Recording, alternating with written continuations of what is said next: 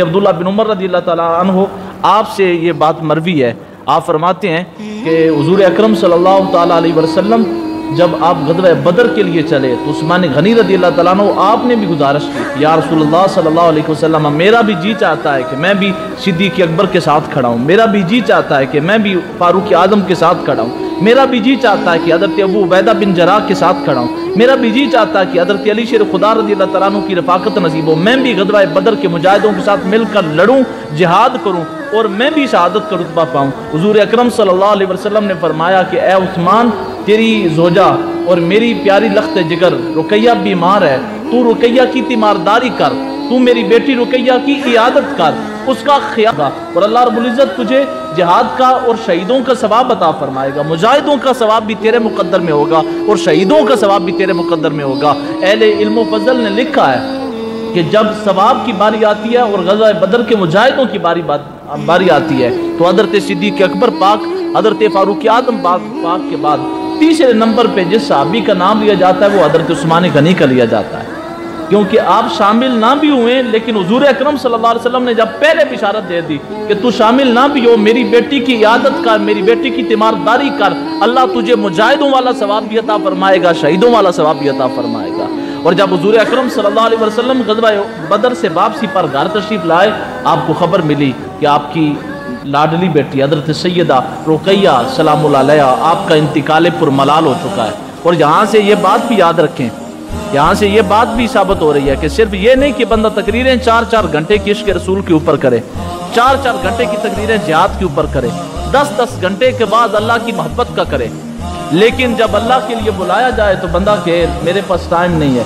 بندہ پھر کہ جی میری فلاں مجبوری ہے، میری فلاں مجبوری ہے، میرے سر میں درد ہے، میرے پاؤں میں درد ہے، میری فلاں جناب بڑی پریشانی ہے۔ جب اللہ رب العزت کے دین کے استحکام کے لیے آپ کی ضرورت پڑے، آپ کے کردار کی ضرورت پڑے تو بیمار بیٹی گھر چھوڑ کر جانا یہ سنت مصطفیٰ ہے۔ لیکن جب ایسا مرحلہ آ جائے، ایسا موقع آ جائے، یہ نہ ہو کہ آپ ایک مستحب کام کے لیے اپنا فرض چھوڑ کر جائیں، ایک مستحب کام کے لیے اپنی بیمار بیٹی کو، بیمار بیوی کو گھر چھوڑ کر آپ خود چلے جائیں، یہ اسلام اجازت نہیں دیتا۔ جہاد فرض عین ہے، اور جب فرض عین آ جائے اس وقت اللہ کی محبت پر بیٹی کی محبت کو بھی قربان کرنا ہے، بیٹے کی محبت کو بھی قربان کرنا ہے، بیوی کی محبت کو بھی قربان کرنا ہے، سارے قبیلے اور خاندان کی محبت کو قربان کرنا، اسی کو سنت مصطفیٰ کہتے ہیں۔ حضور اکرم صلی اللہ علیہ وسلم جب واپسی تشریف لائے تو سیدہ رقیہ سلام اللہ علیہا آپ کا انتقال ہو چکا تھا۔ حضرت عثمان غنی رضی اللہ تعالیٰ عنہ آپ پریشان تھے۔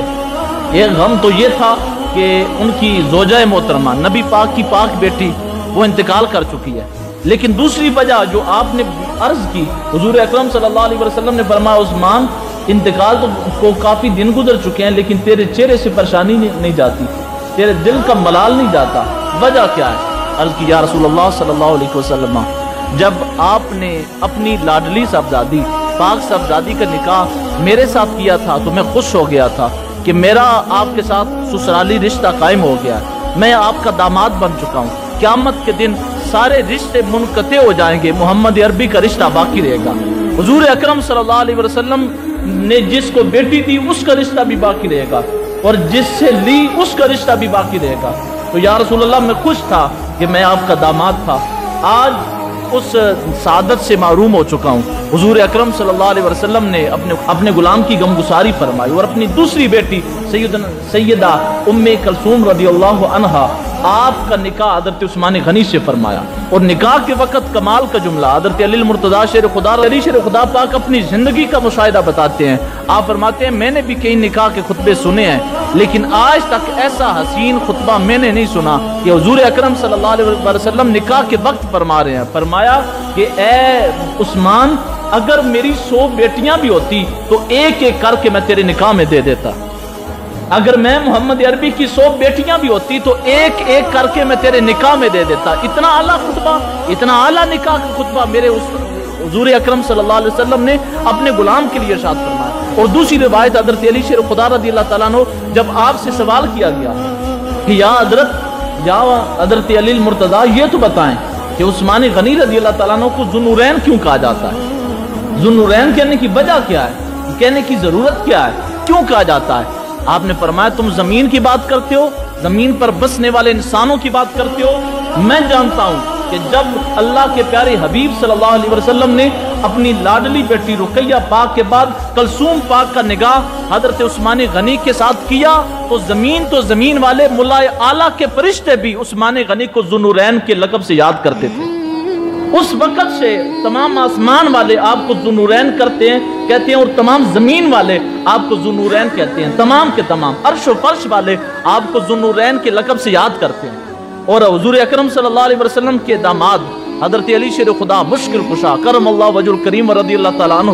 آپ ارشاد فرماتے ہیں جب نکاح کا خطبہ ہو چکا نا حضرت ام کلثوم رضی اللہ عنہا کے ساتھ اور نکاح ہو گیا تو مبارکبادی دیتے ہیں، آج کل بھی دوستوں کو دیتے ہیں، یاروں کو کہتے ہیں یار مبارک ہو تیری شادی ہو چکی ہے، یار مبارک ہو آج تیرا نکاح ہو گیا ہے، زندگی کے نئے سفر پہ تو گامزن ہو گیا، اللہ اس سفر میں خیر و برکت فرمائے۔ تو جب حضرت علی المرتضیٰ شیر خدا رضی اللہ تعالیٰ عنہ آپ نے مبارکباد دی تو آپ نے جملہ کیا بولا؟ آپ نے فرمایا عثمان غنی تو نے آج وہ رشتہ پا لیا ہے جو رشتہ تیرے علاوہ اور کسی کا مقدر نہیں بن سکتا۔ تو یہ روایات ہمیں بتاتی ہیں کہ علی المرتضیٰ شیر خدا رضی اللہ تعالیٰ عنہ کی بے مثال اور با کمال محبت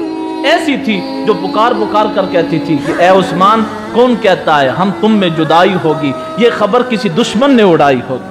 آپ کی تو محبت اتنی ہے، اہل بیت اور صحابہ کا پیار اتنا ہے، سارے زمانے کے جو دشمن ہیں، حاسدین ہیں، منافقین ہیں، ان تمام نے ایڑی چوٹی کا زور لگا لیا۔ کسی نے صحابہ سے اہل بیت کو جدا کرنے کی کوشش کی، کسی نے اہل بیت کو صحابہ سے جدا کرنے کی کوشش کی، طرح کی تبرّبادی کی، لیکن اہل بیت نے صحابہ سے محبت کا حق ادا کر دیا، صحابہ نے اہل بیت سے عقیدت کا حق ادا کر دیا۔ جب حضرت امام